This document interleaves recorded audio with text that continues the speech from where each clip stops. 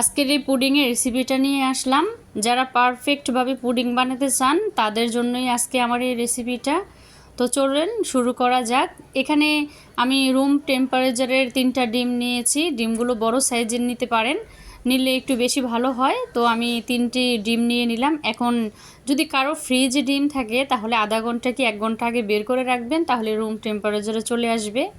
তো এখানে আমি 3টি ডিম ভেঙে নিচ্ছিলাম। এখানে আপনারা সাদা ডিমও নিতে পারেন, লাল ডিমও নিতে পারেন, আবার দেখা গেছে হাঁসের ডিমও নিতে পারেন।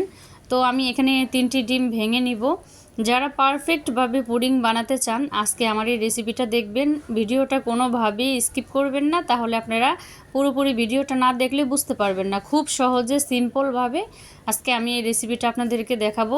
যারা কখনোই পুডিং কখনো বানাননি কিংবা বানানে ভালো হয় না, তারা আমার এই রেসিপিটা ফলো করলে আমাকে কমেন্ট করে জানাবেন আপনাদের এই রেসিপিটা কতটুকু ভালো হয়েছে।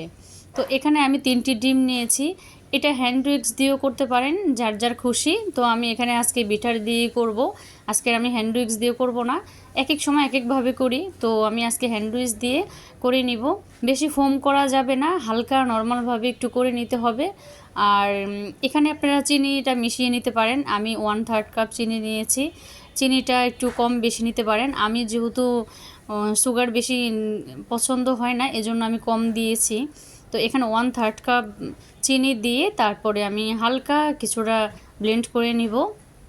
তো এই যে দেখতে পাচ্ছেন, এখানে ফর্মি ভাগ করা যাবে না, আর কোনোভাবেই যেন বাবল ক্রিয়েট না হয় সেদিকেও দেখতে হবে। তো এখন মনে হচ্ছে বাবল, কিন্তু এটাই কিছুক্ষণ পর ভ্যানিশ হয়ে যাবে চিনিটা গলা পর্যন্ত। তো এখানে এই যে আমি ডিপ্লোমা ব্র্যান্ডের ফুল ইনস্ট্যান্ট ফুল ক্রিম মিল্ক পাউডারটা নিয়েছি। এটা খুবই ভালো, আপনারা এটা নেওয়ার জন্য চেষ্টা করবেন। আমি কোনো ব্র্যান্ড প্রমোশন করছি না, কিন্তু গুঁড়ো দুধটা ভালো সেটাই আমি বললাম। এখানে আমি 1 কাপ গুঁড়ো দুধ দিয়ে দিলাম। এই গুঁড়ো দুধটা আপনারা পানির সাথেও মিক্সড করতে পারেন, আর আমি এখানে আজকে আর পানির সাথে মিক্সড করব না। আর জাল করেও নিতে পারেন, আমি কোনোটাই করব না। আজকে আমি এইভাবেই হ্যান্ড উইক্স বিটার দিয়ে আমি এভাবে করে নিব। একদম পারফেক্ট একটা রেজাল্ট পাবেন আপনারা।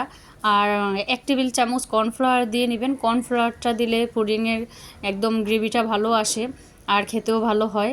আর এই তো এখানে আমি ভ্যানিলা এসেন্স দিয়েছি, আপনারা এখানে ভ্যানিলা পাউডারটাও ইউজ করতে পারেন। আমি এখানে লিকুইড ভ্যানিলা এসেন্সটাই দিয়েছি। এটা ফ্লেভারটা আমার কাছে খুবই ভালো লাগে। এটা দিলে ডিমের যে একটা কাঁচা গন্ধ থাকে সেই গন্ধটা আর থাকবে না, একটা সুন্দর একটা ভালো স্মেল পাওয়া যাবে। তো এই তো হালকা একটু 1 সেকেন্ড কি 2 সেকেন্ড একটু ঘুরিয়ে তারপরে এটাকে আমরা আগে থেকেই আমি এখানে ক্যারামেল করে নিয়েছি, সেটা আর আমি দেখালাম না, কারণ এটা আমরা সবাই করতে পারি। 2 টেবিল চামচ চিনি দিয়ে চুলায় মিডিয়াম লো হিটে করে এই ক্যারামেলটা করে নিতে হয়। তো আমি আগে থেকেই ক্যারামেলটা সেট করে নিয়েছি। এখন এই পুডিংয়ের মিশ্রণটা আমি ঢেলে দিচ্ছিলাম। আমার হঠাৎ করেই মনে হলো যে আমি পুডিং বানাবো, তো তাড়াহুড়ো করছিলাম। তাড়াহুড়ো করতে যেয়ে এখানে আমার একটু পুডিং বের হয়ে যাচ্ছিল ছাঁকনি থেকে। তো এটা কোনো ব্যাপার না, তাড়াহুড়ো করে কাজ করতে গেলে এটাই হবে, এটাই স্বাভাবিক। তো আমি আবার আস্তে আস্তে করে নেড়ে নিচ্ছিলাম, যেন এটা একটু ঘন বেশি, এজন্যই এটা হয়েছে। তো আমি আস্তে আস্তে স্মুথলিভাবে কাজটা করে নিচ্ছিলাম। আপনারা দেখতে পারবেন খুবই পারফেক্টভাবে হবে।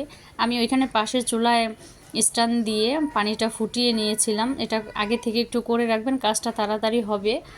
তো এই তো আমি ছাঁকনির সাহায্যে ছেঁকে নিলাম। এখানে একটু যা আছে ওটুকু আমি একটু দেখিয়ে দিলাম, ছাঁকনিতে লেগে আছে।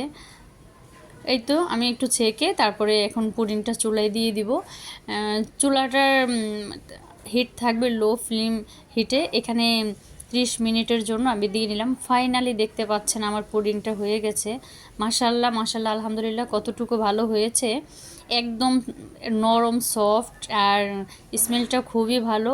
আর এই যে পারফেক্ট একটা পুডিং দেখতে পাচ্ছেন। আপনারা ঘরে থাকা উপকরণ দিয়ে খুব সহজে পুডিং বানিয়ে নিতে পারবেন। এই পুডিংটা আমাদের দেখা গেছে যদি আমরা কিনতে যাই তাহলে অনেক টাকাই নিয়ে যায়। তো বাহিরে না খেয়ে বাচ্চাদেরকে এভাবে ঘরেই আপনারা তৈরি করে দিবেন, তাতে দেখবেন যে খুবই ভালো মানে টেস্ট পাওয়া যাবে। আর যারা ডিম আলাদা দুধ খেতে পারেন না, তারা এভাবে পুডিং বানিয়ে খেয়ে দেখবেন, খুবই ভালো লাগবে। আমার রেসিপিটা ভালো লাগলে লাইক শেয়ার করে চ্যানেলটা সাবস্ক্রাইব করে দিবেন। আসসালামু আলাইকুম।